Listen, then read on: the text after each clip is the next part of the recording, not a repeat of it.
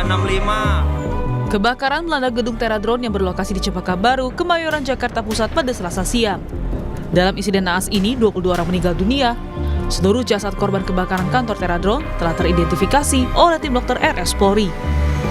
Salah satu saksi melihat kebakaran dipicu dari baterai drone yang terbakar hingga menimbulkan ledakan. Pihak keamanan gedung menyebut banyak korban terjebak di lantai atas karena tak ada akses pintu darurat untuk keluar. Oh, api baru muncul. Setelah itu baru ada ledakan. Itu kejadian Kebetulan karena asapnya itu kan hitam, kan baterai. Dia ngebul langsung lari ke atas. oh, karena memang nggak ada pintu darurat lainnya, Pak. Paling tangga paling. Oh, tahu. Ada tangga ada 5. Oh, sama. Nah, yang di lantai 3, lantai 5 itu kejebak karena asap tebal itu. Asap tebal. Pasca kebakaran, polisi kembali melakukan olah TKP di gedung Teradron di Kemayoran, Jakarta Pusat. Dari TKP, polisi menyita sejumlah barang bukti. Salah satunya, baterai drone yang diduga sebagai sumber awal api. Dari hasil olah TKP sementara, penyebab 22 korban meninggal karena kehabisan oksigen. Untuk penyebabnya masih nanti ditentukan oleh dari dokter forensik. Namun dari tempat kejadian perkara memang tidak ada korban yang terbakar tubuhnya. Jadi kemungkinan itu adalah karena asap atau habis oksigen atau karena uap panas. Gubernur DKI Jakarta Pramono Anung menyesalkan bahwa gedung 6 lantai tersebut tidak memiliki akses evakuasi darurat. Pramono menegaskan, siapapun pemilik gedung harus mempersiapkan akses darurat agar peristiwa serupa tidak terulang lagi. Dia menyebut Pemprov bakal menanggung pemakaman korban meninggal dan biaya pengobatan korban luka dalam peristiwa itu. Kami mengharapkan bagi siapapun yang mempunyai usaha yang seperti ini, hal yang berkaitan dengan keselamatan menjadi hal yang penting. Ini menunjukkan lantai 6 tetapi tidak dipersiapkan untuk evakuasi dan sebagainya. Kalau ada gedung lantai 6, sebenarnya pemadam kebakarannya ada. Tetapi untuk case yang seperti ini mereka tidak persiapkan sama sekali. Sehingga kemudian apa yang terjadi sekarang itu adalah cerminan dari hal itu. Tetapi pemerintah DKI Jakarta akan bertanggung jawab untuk seluruh korban pemakaman yang meninggal dunia berapapun jumlahnya. Yang kedua adalah yang luka dan sebagainya nanti akan dirujuk dan kami pemerintah DKI Jakarta yang akan menyelesaikan bagi yang luka dan sebagainya. Menteri Dalam Negeri Tito Karnavian menegaskan perlunya regulasi yang mewajibkan pemerintah daerah melakukan pemeriksaan rutin terhadap kondisi gedung, terutama yang memiliki potensi risiko kebakaran tinggi. Langkah ini katanya dinilai penting untuk mencegah tragedi serupa. Tito menambahkan pihaknya bakal memeriksa kelengkapan dokumen persetujuan bangunan gedung PGB, utamanya terkait sertifikat layak fungsi atau SLF. Hal itu disampaikan Tito setelah meninjau lokasi kebakaran di Kemayoran, Jakarta Pusat. Logika saya tadi ya berpikir bahwa setiap pembuatan bangunan juga harus ada pengujian tentang pencegahan kebakaran atau mitigasi atas kebakaran. Saya juga akan menurunkan tim dari Kemendagri. Kalau misalnya lalai, ada nggak teknis-teknis yang dilalui, aturan yang dilanggar, aturan prosedur untuk kelayakan gedung misalnya. Dalam kasus ini, polisi telah memeriksa 8 saksi yakni pegawai Teradron dan warga di sekitar gedung untuk menyelidiki unsur pidana dalam kasus kebakaran gedung Teradron. Tragedi kebakaran Teradron menjadi pengingat bahwa standar keamanan gedung tidak boleh longgar. Tim Liputan Kompas TV. Saudara, kebakaran yang melanda gedung Teradron di Cempaka Baru, Kemayoran, Jakarta Pusat pada Selasa siang menyebabkan 22 orang meninggal dunia. Lalu bagaimana dengan sistem keamanan dan proteksi kebakaran di gedung Teradron? Dan seperti apa pengawasan dari Pemprov DKI Jakarta terhadap standarisasi sistem keamanan dan proteksi kebakaran gedung perkantoran? Kita akan bahas bersama dengan Guru Besar Manajemen Proyek Konstruksi Universitas Pelita Harapan, Manlian Ronald Simanjuntak, dan juga ada staf khusus Gubernur DKI Jakarta, Ciko Hakim. Selamat pagi Bapak-Bapak, Assalamualaikum. Pagi, Assalamualaikum warahmatullahi wabarakatuh. Ya, Mas Ciko, saya ingin tanya dulu, untuk gedung Teradron sendiri, dari dokumen yang memang sudah dicari oleh Pemprov DKI Jakarta, gedung Teradron ini sebenarnya sudah punya sertifikat layak fungsi atau belum? Yang pertama, Disti, kami mengatasnamakan Bapak Gubernur dan Bapak Wakil Gubernur tentunya menyampaikan duka yang mendalam atas kejadian yang terjadi, atas wafatnya 22 orang dan juga korban luka. Dan sudah disampaikan oleh Pak Gubernur terkait dengan pembiayaan pengobatan maupun pemakaman akan ditanggung oleh kami. Dan tentu hal ini kita harapkan tidak akan terjadi lagi ke depannya, apalagi terjadi karena kelalaian pemilik gedung, pemilik perusahaan yang kemudian lalai hal-hal yang terkait dengan keselamatan. Nah, keselamatan ini memang sudah menjadi hal yang utama. Sejak awal pemerintahan Bapak Pramono Anung, bahkan beliau sudah mengeluarkan ingup terkait dengan ketersediaan APAR di setiap rumah tangga maupun di setiap kantoran atau ruko, yang sebenarnya untuk perkantoran dan ruko aturannya sudah ada sebelum beliau menjabat. Tetapi untuk perumahan beliau sudah mengeluarkan ingup itu. Artinya ini adalah bukti bahwa kita memahami bahwa bahaya kebakaran ini adalah bahaya yang selalu menjadi momok di Jakarta karena kepadatan, karena hal-hal yang dianggap masyarakat maupun pemilik usaha atau pemilik rumah juga masih menganggap enteng dan tanda kutip ya hal-hal yang terkait soal gedung Teradron ini. Sampai hari ini masih ditelusuri tinjauan ulang untuk seluruh dokumen perizinan gedung secara menyeluruh sesuai dengan arahan Bapak Gubernur, karena Bapak Gubernur ingin memastikan bahwa ini tidak terjadi lagi dan tentunya harus ada efek jerah yang artinya bagi pemilik yang apabila memang terbukti ada ketidaksesuaian dalam dokumen, dalam perizinan akan dijatuhkan. Tapi ini masih dalam proses karena kita tidak bekerja sendirian, karena penelusuran ini termasuk juga dengan olah TKP itu juga dilakukan oleh pihak kepolisian maupun juga pihak kejaksaan tentunya juga terlibat untuk terkait dengan kasus ini. Tapi ke depan, silakan Sarah. Oke, Mas Ciko, ini kan kalau kita lihat ya, ini kan untuk gedung Teradron ini sebenarnya bisa dikatakan gedung tumbuh begitu ya, karena di samping kanan juga samping kirinya itu hanya 3 lantai. Berarti ada penambahan 3 lantai lagi di gedung Teradron. Apakah kemudian ini perizinannya atau seperti apa? Sudah dicek untuk Pemprov DKI Jakarta soal gedung Teradron ini? So far atau sampai saat ini pengecekan terkait dengan IEP-nya memang bisa dibilang masih memasuki persyaratan ya, mengikuti persyaratan yang berlaku. Cuma tentunya proses ini tidak bisa serta-merta hanya kita lihat dari IMB saja, tapi bagaimana prosesnya dan apalagi terkait dengan peruntukannya, dan ini juga harus kita telusuri lebih dalam lagi. Jadi dokumennya itu nggak cuma satu, Adisti, kita juga akan menelusuri bagaimana proses pengajuan perizinan, apakah betul-betul sudah sesuai, ya kan? Apakah ada jalan-jalan pintas yang diambil, kita kan nggak tahu ya. Jadi ini nggak bisa kita jawab secara pasti hari ini, tapi tentunya penelusuran yang komprehensif dan betul-betul teliti akan dilakukan. Dan tentu kalau kita lihat dengan adanya hanya satu jalur evakuasi dengan gedung 6 lantai tersebut, nah inilah yang kira-kira dugaan kami dan dugaan kita semua menyebabkan kesulitannya orang-orang yang berada di dalam untuk keluar ketika terjadi kebakaran dan asap yang pekat sekali itu. Ini tentunya pasti ada sesuatu yang salah, tetapi kami tidak bisa menyampaikan sesuatu hal yang belum betul-betul pasti untuk bisa sampaikan di sini. Oke, nanti masih akan ditelusuri lagi, tapi yang jelas dan yang sudah terlihat betul bahwa memang akses darurat di sana tidak ada, semuanya dari lantai bawah, kemudian makanya kemudian pada saat peristiwa kebakaran terjadi, semua karyawan menyelamatkan diri, berusaha menyelamatkan diri itu ke lantai atas begitu ya, karena tidak ada akses darurat. Ini miris sekali sebenarnya untuk proteksi kebakaran di sebuah gedung begitu ya, untuk K3-nya patut dipertanyakan. Saya ke Pak Manlian. Pak Manlian, selamat pagi. Sudah bisa mendengar Adisti di studio?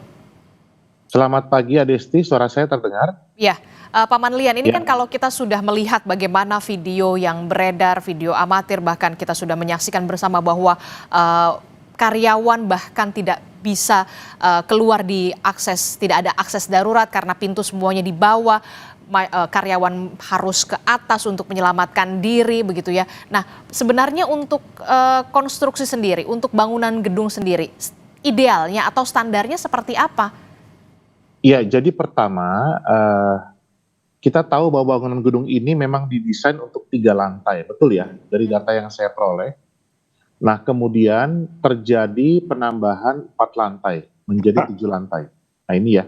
Nah, ini titik awal dulu bahwa potensi resiko itu semakin bertambah. Nah, desain 3 lantai itu tentunya memiliki pemahaman tentang baik itu sirkulasi, keselamatan terhadap bahaya kebakaran, sistem proteksi yang ditempatkan, seperti itu ya. Nah, ketika bertambah menjadi 7 lantai, nah ini menjadi satu penambahan risiko dari bangunan gedung rendah menjadi menengah. Nah, ini menjadi masukan kepada pemerintah, Bapak Gubernur dan teman-teman baik Gulkarmat, di sini titiknya. Nah, pertanyaannya secara administrasi, apakah sudah ada hal yang benar secara administrasi untuk hal ini? Ini penting supaya masyarakat mendapatkan pengertian yang benar dulu. Nah, kalau dengan demikian maka usaha untuk menyelamatkan terhadap bahaya kebakaran tentunya berbeda yang 7 lantai. Nah, kalau demikian maka kita lihat di sini urusan tangga misalnya, ya untuk yang 3 lantai memang demikian. Maka untuk 7 lantai seperti apa? Lalu untuk operasi penyelamatan baik itu penyelamatan ke bawah ataupun ke atas juga harus dipikirkan. Jadi saya pikir ini menjadi hal yang perlu kita pikirkan bersama. Belum lagi kepada hal struktur, sistem proteksi pasif. Apakah memang sudah didesain untuk 7 lantai atau memang awalnya didesain 3 lantai? Nah, ini berbasis perencanaan semua ya. Nah, untuk hal ini inilah yang menjadi pencermatan kita bersama. SLF merupakan bagian perencanaan dan memastikan proses pengendalian selama operasional berjalan dengan baik. Ya, jadi bukan karena ada atau tidak ada SLF-nya.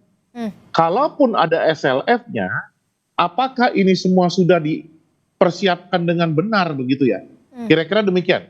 Baik proteksi kebakarannya juga. Oke, bukan hanya soal punya SLF-nya atau tidak, tapi kemudian diimplementasikan atau tidak begitu ya soal sertifikat layak fungsi ini, termasuk juga soal proteksi kebakaran. Itu yang terpenting ya. Nah, kalau dari di dalam SLF itu selain secara teknis bangunan gedung, juga bicara fungsi ya. Nah, kalau kita lihat di sini fungsinya ada fungsi untuk menyimpan dan menyimpan barang-barang materi yang mudah terbakar. Nah, ini jadi satu pencermatan juga, mungkin SLF perlu juga mencermati hal itu. Berubah fungsinya, bertambah risikonya.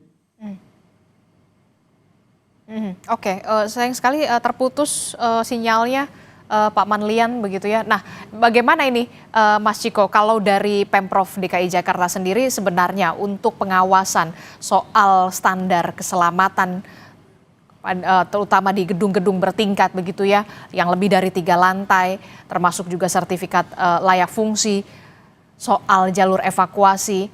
Di program Sapa Indonesia semalam, pengamat tata kota dan juga infrastruktur Yayat Supriyatna mengatakan lebih dari 690 gedung ini tidak memenuhi standar proteksi kebakaran gedung di Jakarta.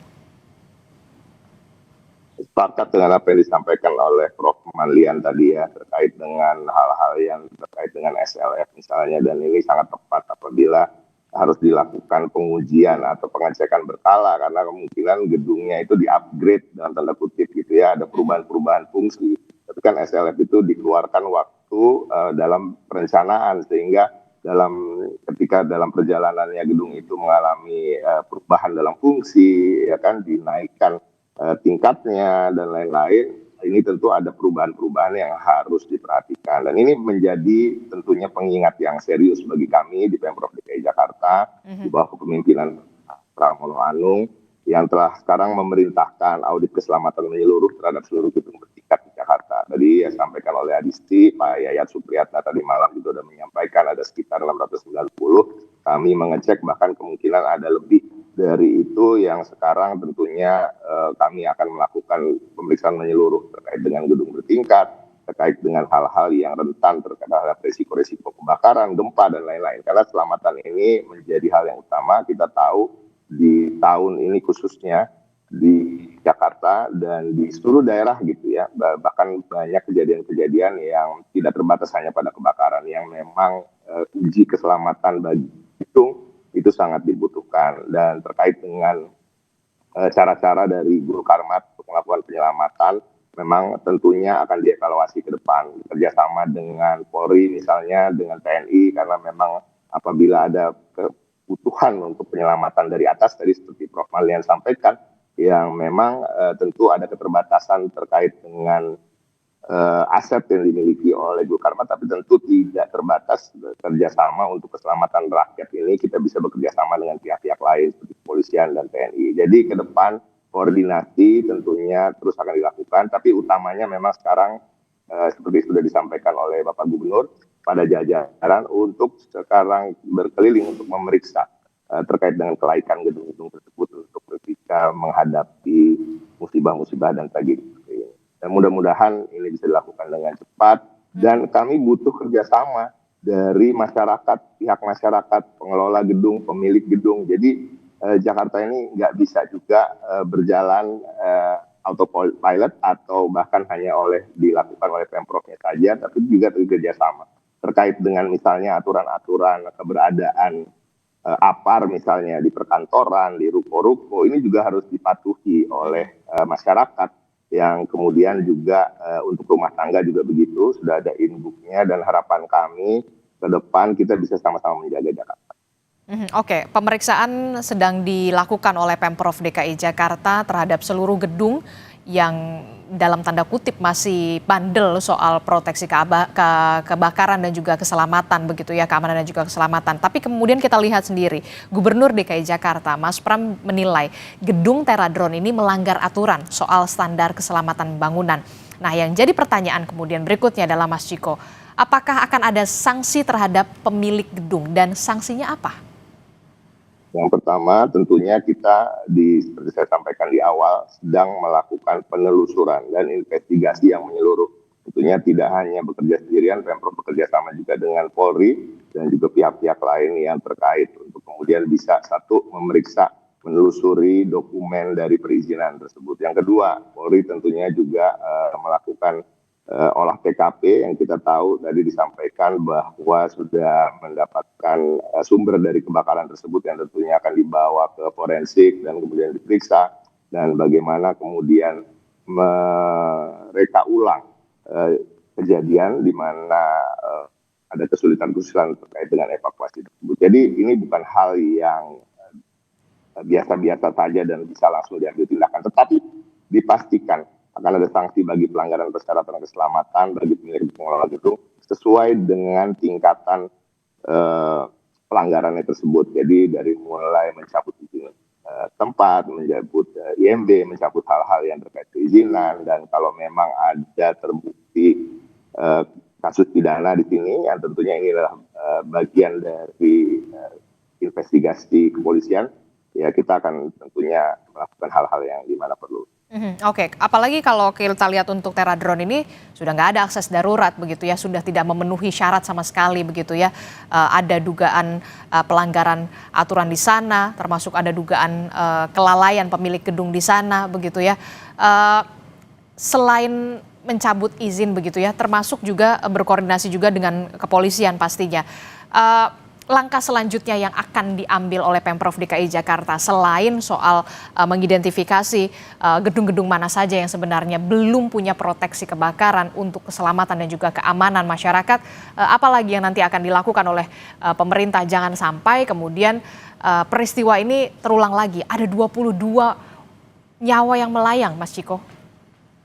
Saya paham, dan ini memang menjadi hal yang betul menjadi pukulan bagi kami di Pemprov DKI Jakarta, dan kita ketahui ketika masih dalam proses evakuasi sekalipun Bapak Gubernur juga langsung menyambangi tempat kejadian dan beliau langsung responsif terhadap itu dan meminta semua jajaran untuk bekerja. Tetapi kita tidak bisa berhenti di sini saja. Saya tahu Disti bahwa ke depan tentunya hal-hal yang sifatnya preventif harus dilakukan, dan preventif ini bukan hanya terkait dengan apa-apa yang tadi pemeriksaan dokumen, kemudian edukasi kepada perusahaan-perusahaan, tapi juga edukasi pada masyarakat. bahwa kebutuhan kita untuk bisa memiliki APAR itu paling penting sebenarnya, karena banyak kejadian yang saya bisa kasih contoh misalnya di beberapa pasar misalnya ya, yang hanya dimulai dari satu kios kemudian bisa merambat, tetapi sesungguhnya bisa dihentikan apabila di dekat kios tersebut ada beberapa APAR, karena sesungguhnya di setiap kios harusnya memiliki APAR. Nah ini yang tidak terpenuhi, artinya apa? Selain itu memang kita butuh kampanye yang dalam tanda kutip ya masif untuk kemudian mengingatkan masyarakat bahwa menanggulangi, mitigasi dan mencegah kebakaran ini adalah tugas kita bersama, karena ujung-ujungnya keselamatan dan nyawa kita dan keluarga kita lah yang terdampak. Dan tentu Pemprov di mana memang memiliki otoritas terkait itu juga diingatkan oleh kejadian-kejadian seperti ini untuk bagi kami betul-betul menegakkan aturan, betul-betul juga melakukan edukasi dan sosialisasi secara komprehensif dan menyeluruh. Oke, saya jadi bertanya begitu ya, sebenarnya gedung-gedung di Jakarta itu sudah mumpuni belum soal akses darurat begitu ya, tangga darurat untuk evakuasi, termasuk smoke detector, water sprinkle begitu ya. Itu yang kemudian sudah basic lah seharusnya gedung-gedung bertingkat punya itu untuk keselamatan dan proteksi kebakaran. Saya akan bertanya ke Pak Manlian. Pak Manlian. Ya, Disti. Ya, kalau Anda melihat secara kasat mata begitu ya, ketika peristiwa kebakaran terjadi, akses hanya dari pintu utama di lantai 1 dengan rolling door pula, kemudian gedung full kaca. Anda melihat tidak ada akses darurat. Saya juga mempertanyakan soal pendeteksi asap, smoke detector, terus kemudian ada water sprinkle. Anda melihat ini sudah tidak terpenuhi semuanya atau seperti apa? Ya, suara saya terdengar, Disti ya. Aman Pak. Baik, jadi saya sampaikan peristiwa kebakaran di Terradrone ini adalah unconventional fire hazard. Kenapa? Tadi Bang Ciko menyampaikan bahwa apakah bisa dipadamkan dampak dari meledaknya baterai ini dengan APAR, dengan air. Tidak bisa. Jadi dia hanya bisa dipadamkan oleh sistem proteksi khusus. UL dan NFPA secara internasional dalam jurnalnya sudah melansir bagaimana dengan penggunaan fire blanket. Artinya apa? Saya menyampaikan beberapa kali bahwa ini tidak bisa konvensional. Nah, untuk itu, tim kita belum aware terhadap hal itu. Kedua, kebijakan kita Bang Ciko, saya mengusulkan merevisi Perda DKI Jakarta nomor 8 tahun 2008. Itu sudah jadul. Lalu Perda bangunan gedung kita nomor 7 tahun 2010. Itu belum mengadopsi potensi bahaya kebakaran dari material yang terbuat dari baterai litium. Nah, kita tahu baterai litium ini memiliki satu kapasitas yang sangat tinggi, ringan, namun dia sangat sensitif dengan suhu panas. Nah, saja kalau dikaji lagi apakah memang baterainya meledak atau sistem mekanikal elektrikalnya. Nah, sehingga sistem proteksinya khusus, Disti. Nah, untuk itulah pemerintah akan bisa bekerja kalau ada kebijakan. Ini momentum, ya. Bahwa 3 minggu yang lalu kami sudah diskusikan ini dengan Gulkarmat DKI, kita sudah lesson learn dengan international partner. Nah, ini momentum, ya. Dimohonkan teman-teman KNKT, Kementerian Perhubungan, Kementerian SDM, dan juga pemerintah daerah, kami di pemerintah pusat, Kementerian PU, belum memiliki standar terhadap ini, gitu ya. Mari kita juga sekaligus menyempurnakan, dan ini momentum yang sangat mahal untuk hal itu. Nah, ditambahkan lagi nanti SLF-nya, potensi terhadap bahaya kebakaran berbasis PP dan Undang-Undang 28, yang sementara ini hanya berbasis petir. Nah, dilengkapi lagi nanti PP-nya. Maka turunan Perda bangunan gedungnya juga dilengkapi, sehingga kita memiliki kebijakan yang lengkap gitu, Disti. Oke. Demikian. Untuk case berarti yang di Terradrone ini ada dugaan karena memang ledakan ini terjadi karena baterai litium yang mungkin entah ada suhu panas yang kemudian akhirnya memicu adanya ledakan ataupun adanya asap. Perlu penanganan seperti apa sebenarnya untuk gedung-gedung yang kemudian menyimpan dalam tanda kutip case seperti Terradrone ini? Ya, jadi kalau dengan kebijakan yang ada harusnya bangunan gedung itu fungsinya harus clear dulu. Nah, Teradron ini kan berganti fungsinya dari fungsi perkantoran menjadi perkantoran dan penyimpanan barang berbahaya. Oke. Gitu ya. Nah, untuk itu barang berbahaya ini harus ditempatkan pada area yang memang tidak membahayakan jiwa manusia. Khusus baterai tidak boleh di daerah yang sangat padat dan tertutup seperti ini.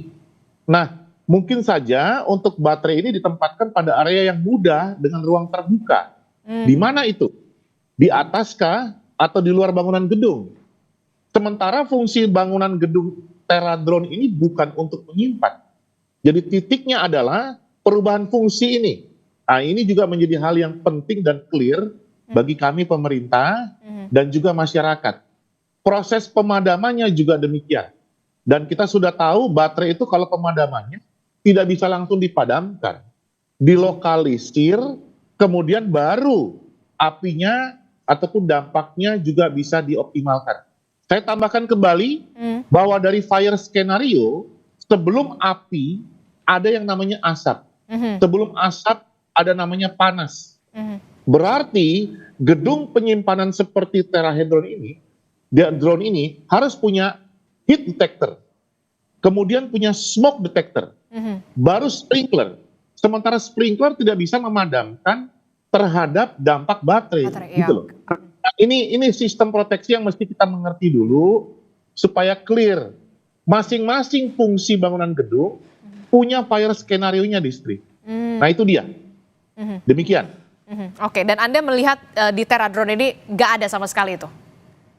Ya, sekarang ini tentunya dimungkinkan ada fire sprinkler, tetapi itu kan bukan tidak mampu dia untuk merespon dampak terhadap baterai ini. Saya sampaikan, baterai ini kalau disemprot dengan air dan apar itu kan sekarang berbasis water base, itu dia akan tambah meledak, asapnya tambah banyak, sehingga kalau kita lihat, coba kita lihat dari otopsi dari para jenazah yang ada.